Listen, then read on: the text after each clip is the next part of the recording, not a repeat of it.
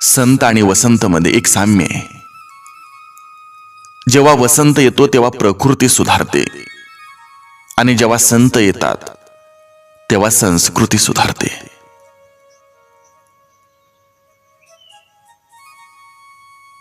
ज्या व्यक्तीमध्ये विचार करून निर्णय घेण्याची क्षमता असते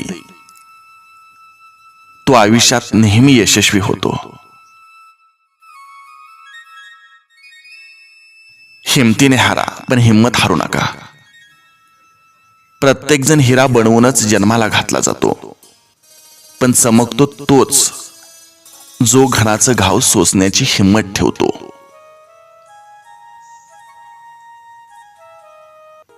खेळ शिकायचा असेल तर बुद्धिबळाचा शिका, कारण त्यात एक चांगला नियम आहे.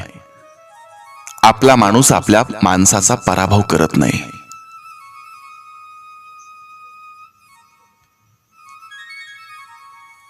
संयम ठेवा आणि कधीच हार मानू नका. मोठ्या गोष्टी घडायला वेळ लागतोच.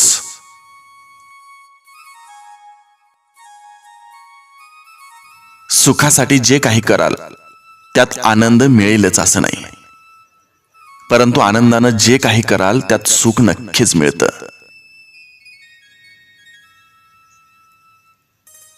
आयुष्य आपल्या सामर्थ्यावर जगायला हवं. दुसऱ्याच्या खांद्यावर तर केवळ अंत्ययात्राच निघते.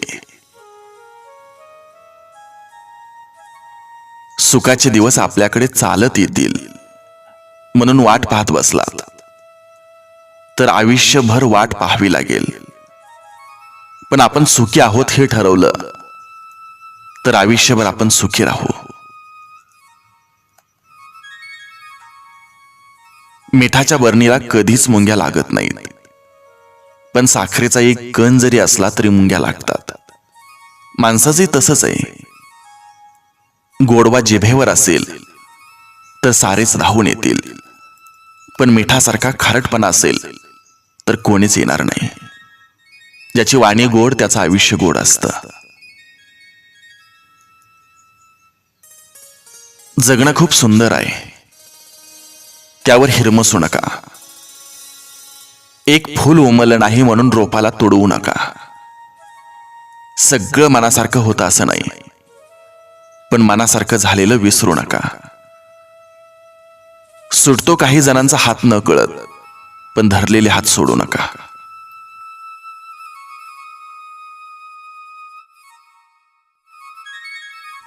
हिरा आणि काचेत फरक ओळखायचा असेल तर उन्हात ठेवा. जी गरम होते ती काच आणि जो थंड राहतो तो हिरा. आपल्या आयुष्यात कितीही संकट आली तरी थंड राहा, कारण संकटात जो स्वतःला शांत ठेवून संकटावर मात करतो तोच खरा हिरा ठरतो. आयुष्य प्रत्येक दिवशी आपल्याला नवं कोरं 24 तास देतं. आपण त्यात भूतकाळाशी झगडत बसायचं की भविष्याचा विचार करत बसायचं की आलेला क्षण जगायचं हे आपणच ठरवायचं.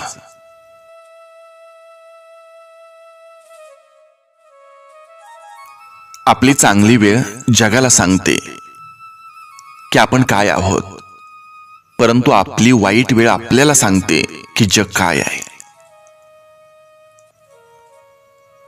छोटंच आयुष्य आहे, ते त्या लोकांसोबत घालवा जे तुमच्या अस्तित्वाची किंमत जाणतात. आयुष्य आनंदी ठेवायचं असेल तर स्वाद आणि वाद या दोन्हीचा त्याग केला पाहिजे. स्वाद सोडला तर शरीराला फायदा आणि वाद सोडला तर नात्याला फायदा.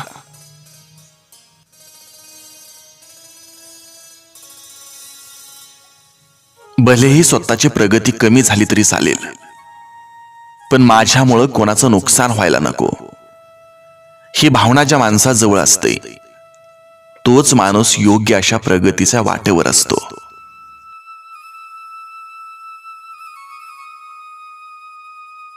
आयुष्यात झालेल्या चुकामुळे जर आपण प्रयत्न करणं थांबवलं तर ते मात्र चुकीचं आहे. त्या चुकातून शिकणं आणि पुढे जाणं म्हणजे आयुष्य आहे. स्वतःला असं तयार करा की तुमच्या विरोधकाला तुमचा पाय खेचण्याऐवजी तुमचा हात पकडून पुढे जाण्याची इच्छा निर्माण झाली पाहिजे. बोलण्यापूर्वी शब्द आणि पेरण्यापूर्वी बी कोणतं वापरणार याचा जरूर विचार करा. नंतर विचार करण्यात काहीच अर्थ नाही, कारण परतावा तोच मिळेल जो तुम्ही वापरला आहात. बघण्याची नजर प्रामाणिक असेल तर नजरेला दिसणारी प्रत्येक गोष्ट सुंदर दिसते. स्वतःच्या चुका लपवून आणि दुसऱ्याच्या चुका दाखवून आपलं व्यक्तिमत्व सिद्ध होत नसतं.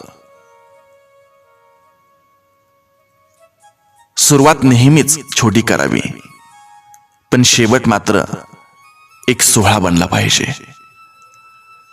आयुष्यात सावकाश चाला, काही हरकत नाही, पण चालताना असं चालायचं की आपल्या कर्तृत्वाची आणि मन मिळावू स्वभावाची, आत्मिक समाधान लाभलेल्या मनाची आणि दैदिप्यमान यशाची सोन पावलं सदैव मागे उमटली पाहिजेत.